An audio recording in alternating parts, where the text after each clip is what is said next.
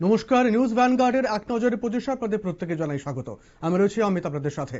বিশামগঞ্জ জেলার সিপাহীজলা জেলার বিশামগঞ্জে মুখ্যমন্ত্রী সভা ঘিরে উত্তেজনা ছড়ালো। মুখ্যমন্ত্রীর আগমনের আগে গো ব্যাক স্লোগান তুলে মিছিল করে তিপ্রামথার একাংশ সমর্থক। অভিযোগ, জনসভা বানচালের চেষ্টা করা হয় ওই মিছিলে। পুলিশ দ্রুত হস্তক্ষেপ করে মিছিল আটকে দিয়ে পরিস্থিতি নিয়ন্ত্রণে আনে। শেষ পর্যন্ত মিছিল পিছু হটলে পরিস্থিতি স্বাভাবিক হয়।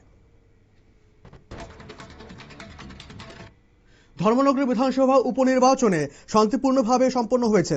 বিকেল 5টা পর্যন্ত মোট ভোটদানের হার দাঁড়িয়েছে 79.84%। মোট 55টি পোলিং স্টেশনে কড়া নিরাপত্তার মধ্য দিয়ে ভোট গ্রহণ অনুষ্ঠিত হয়। পিএমসি সরকারি দ্বাদশ শ্রেণী বিদ্যালয়ের স্ট্রং রুমে ইভিএম জমা করা হয়। নির্বিঘ্নে ভোট গ্রহণে স্বস্তি প্রকাশ করেছে প্রশাসন।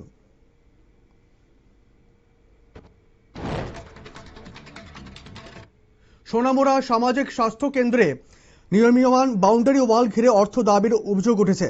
অভিযোগের তীর বিজেপির প্রাক্তন মিডিয়া সেল ইনচার্জ মফিজুল ইসলামের বিরুদ্ধে।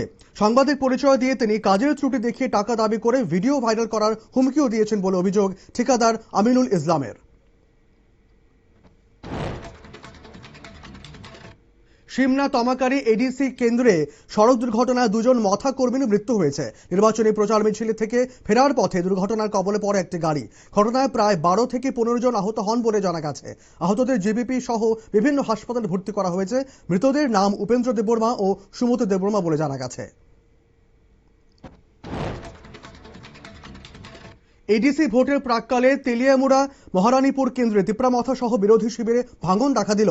রাংখোল বাজার এলাকায় এক কর্মসূচিতে প্রায় 21 পরিবারের 82 জন ভোটার বিজেপিতে যোগ দেন বলে দাবি। বিজেপি প্রার্থী বিল্লু জমাতিয়ার সমর্থনে এই যোগদান কর্মসূচি অনুষ্ঠিত হয়। নবাগতদের দলে বরণ করে নেন বিধায়িকা কল্যাণী সাহারায়। স্মার্ট সিটি আগরতলার রামনগর 1 নম্বর এলাকায় জন্ডিসের প্রাদুর্ভাব বাড়ছে। মেয়রের ওয়ার্ডে একাধিক বাড়িতে আক্রান্তের সংখ্যা দিন দিন বৃদ্ধি পাচ্ছে। অভিযোগ, পুর নিগমের অপরিশোধিত পানীয় জল সরবরাহের ফলেই এই পরিস্থিতি। এই ঘটনাকে কেন্দ্র করে পুর নিগমের ভূমিকা নিয়ে উঠেছে নানান প্রশ্ন। করবুকের পশ্চিম একছড়ি ভিলেজের লেবুচন্দ্র পঞ্চায়েতের সেক্রেটারি প্রীতম দাসের বিরুদ্ধে অর্থ আত্মসাতের অভিযোগ উঠেছে। এলাকাবাসীরা অভিযোগ করেন, অর্থের অপব্যবহারের কারণে উন্নয়নমূলক কাজ ব্যাহত হচ্ছে। তারা করবুক ব্লকের বিডিও অফিসে লিখিত অভিযোগ জানিয়ে দ্রুত তদন্তের দাবি তুলেছেন। বোধজনগর থানার রাজচন্তাই ভিলেজের দফিদার এলাকায় মাদক সহ 3 পাচারকারীকে আটক করল পুলিশ। সন্দেহভাজন একটি অটোরিকশাতে তল্লাশি চালিয়ে এই মাদক সামগ্রী গত সিদ্ধার্থ রায় ও পূজা দেবী নামে 2 পাচারীকে গ্রেফতার করা হয়। ধৃতরা বিহারের পাটনার বাসিন্দা। ঘটনায় অটোরিকশা চালককেও গ্রেফতার করেছে পুলিশ। যাত্রাপুর থানার কাঠালিয়া গ্রাম পঞ্চায়েত এলাকা থেকে গাঁজাসহ 32 কেজি গাঁজাসহ এক মাদক পাচারীকে আটক করল পুলিশ। ধৃত রুবেল হোসেন বাঁশপুকুর পঞ্চায়েত এলাকার বাসিন্দা। প্রাথমিক জিজ্ঞাসাবাদে জানা গেছে সীমান্ত পার করে গাঁজা পাচারের পরিকল্পনা ছিল তার। উদ্ধার গেছে আর বাজার মূল্য তার প্রায় 3,20,000 টাকা। ধর্মনগর উপনির্বাচনে ভোট কেন্দ্রে বিশৃঙ্খলা ঘিরে চন্দ্রপুর কৃষি দপ্তরের উপর অধিকর্তার কার্যালয়ে 56/24 নম্বর বুথে উত্তেজনা ছড়ায়। কংগ্রেস প্রার্থী চয়ন ভট্টাচার্যের সাক্ষাৎকার চলাকালীন এক মহিলা সহ দুষ্কৃতী সাংবাদিকদের সংবাদ সংগ্রহ করতে বাধা দেয়। ভোট কেন্দ্রের 100 মিটারের মধ্যে এই ঘটনায় নিরাপত্তা নিয়ে প্রশ্ন উঠেছে। খোয়াইয়ে তিপ্রামথার 2টি নির্বাচনী জনসভা করলেন প্রদ্যুৎ কিশোর দেববর্মা। প্রথম সভাটি করেন আশারামবাড়ি হালাহালি কেন্দ্রে প্রশমিত দেববর্মার সমর্থনে। পরে রামচন্দ্রঘাট কেন্দ্রে জেমস দেববর্মার সমর্থনে রতনপুর বাজারে দ্বিতীয় সভা করেন। প্রদ্যুৎ বলেন, এডিসি রক্ষার লড়াই চলছে এবং 2028-এ আগরতলা দখলের লক্ষ্যের কথাও তুলে ধরেন। সোনামুড়া শহরের মূল বাজারে অল্পের জন্য বড়সড় অগ্নিকাণ্ড থেকে রক্ষা পেল বৃহস্পতিবার। পুরাতন সিনেমা হল রোড সংলগ্ন একটি সেলুন দোকানে হঠাৎ আগুন লাগে। খবর পেয়ে অগ্নি নির্বাপক কর্মীরা দ্রুত পৌঁছে আগুন নিয়ন্ত্রণে আনেন। প্রাথমিকভাবে মনে করা হচ্ছে জ্বালানি ক্যান্ডেল থেকেই আগুনের সূত্রপাত। ক্ষয়ক্ষতি প্রায় 20 থেকে 30,000 টাকা।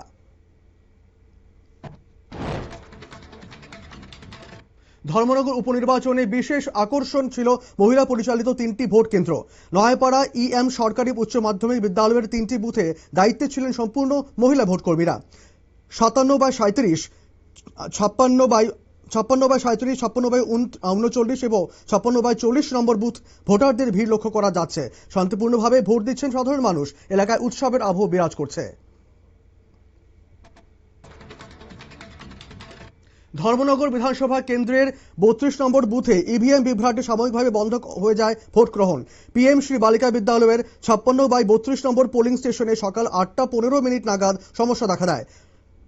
72টি ভোট পড়ার পর হঠাৎ ভিভিপ্যাট মেশিন বিকল হয়ে যাওয়ায় ভোটারদের মধ্যে উদ্বেগ ছড়ায়। পরে মেশিন বদল করে পুনরায় ভোট গ্রহণ শুরু হয়। এডিসি নির্বাচন ঘিরে রাজ্য নির্বাচন কমিশনের ভূমিকায় ক্ষোভ জানালো ত্রিপুরা প্রদেশ কংগ্রেস। সুষ্ঠু ও নিরপেক্ষ নির্বাচন নিশ্চিত করার দাবিতে কমিশনের দ্বারস্থ হয় কংগ্রেসের প্রতিনিধি দল। বিভিন্ন অনিয়মের অভিযোগ তুলে নির্বাচন প্রক্রিয়া নিয়ে উদ্বেগ জানানো হয়। প্রতিনিধি দল কমিশনের কাছে প্রয়োজনীয় পদক্ষেপ গ্রহণের দাবি জানায়। শেষ হলো অসম, পুদুচেরি ও কেরলের নির্বাচন ভোট গ্রহণ। পুদুচেরিতে রেকর্ড গড়ে 89% বেশি ভোটার তাদের ভোটাধিকার প্রয়োগ করেছেন। অসম ও কেরলেও গতবারের তুলনায় বেড়েছে ভোটার দানের হার।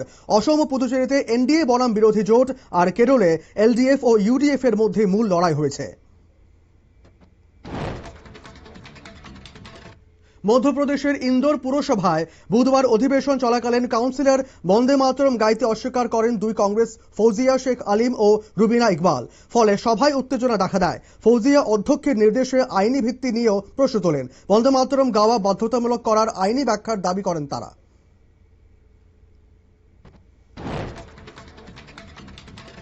পাঠ্য বই না মিললেও অবিলম্বে তৃতীয় ভাষার পাঠদান শুরু করার নির্দেশ দিয়েছে CBSE. Central board of secondary education 2026-27 শিক্ষাবর্ষ থেকে ষষ্ঠ শ্রেণীতে তৃতীয় ভাষা বাধ্যতামূলক করেছে। কিন্তু বাজারে ষষ্ঠ শ্রেণীর তৃতীয় ভাষার বই পাওয়া যাচ্ছে না। তারপরও বোর্ডের অধীন স্কুলকে 7 দিনের মধ্যে এই নির্দেশ কার্যকর করতে বলা হয়েছে। কংগ্রেস নেতা পবন খেরার খোঁজে তৎপর অসম পুলিশ। 5 এপ্রিলের পর থেকে প্রকাশ্যে দেখা যায়নি তাকে। অসম পুলিশের তরফে দিল্লির নিজামুদ্দিনে পবন খেরার বাড়িতে তল্লাশি করে ইলেকট্রনিক ডিভাইস ও নথি বাজেয়াপ্ত করা হয়েছে। সূত্রের খবর তিনি হায়দ্রাবাদে থাকতে পারেন এবং গ্রেপ্তারি এড়াতে শীঘ্রই আদালতের দ্বারস্থ হতে পারেন। স্কুলে জাতীয় গান বন্দে মাতরম গাওয়া বাধ্যতামূলক নয় বলে জানালো কর্ণাটক হাইকোর্ট। বৃহস্পতিবার এই সংক্রান্ত এক জনস্বার্থ মামলার শুনানিতে আবেদন খারিজ করে দেয় আদালত। স্বরাষ্ট্র মন্ত্রকের জারি করার বিজ্ঞপ্তিকে চ্যালেঞ্জ করে এই মামলা দায়ের করা হয়েছিল। আদালত জানায় বিজ্ঞপ্তিতে গাওয়া যেতে পারে বলা হয়েছে, বাধ্যতামূলক নয়।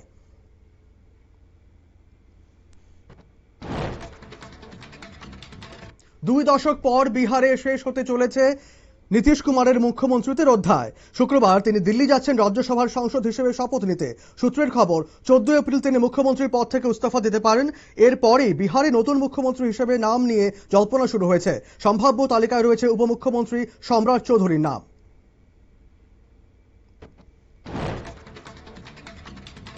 শেখ হাসিনাকে নতুন করে প্রত্যার্পণের দাবি জানালো তারেক সরকার। দিল্লিতে ভারতের বিদেশমন্ত্রী এস জয়শঙ্করের সঙ্গে বৈঠকে এই দাবি তোলেন বাংলাদেশের বিদেশমন্ত্রী খলিলুর রহমান। হাসিনার পাশাপাশি আওয়ামী লীগের নেতা ও প্রাক্তন স্বরাষ্ট্রমন্ত্রী আজাদুজ্জামান খান কামালের প্রত্যার্পণও চাওয়া হয়েছে।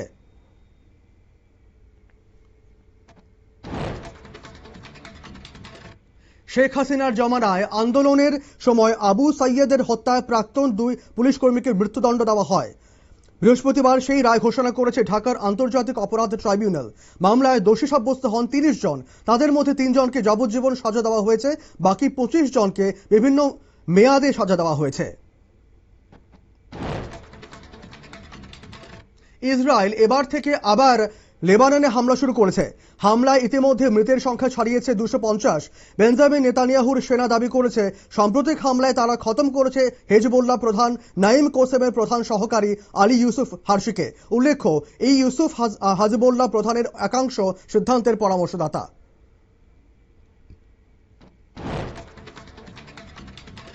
মার্কিন প্রেসিডেন্ট ডোনাল্ড ট্রাম্প নতুন করে ইরানকে কড়া হুঁশিয়ারি দিয়েছেন। তিনি জানান, সমঝোতা চূড়ান্ত না হওয়া পর্যন্ত ইরানের আশপাশ থেকে মার্কিন সেনা সরানো হবে না। ট্রাম্প দাবি করেন, ইরান হরমুজ প্রণালী খুলে দেওয়া ও পরমাণু কর্মসূচি বন্ধের প্রতিশ্রুতি দিয়েছে। চুক্তি ভঙ্গ হলে আরো ভয়াবহ হামলার হুঁশিয়ারি দিয়েছেন তিনি।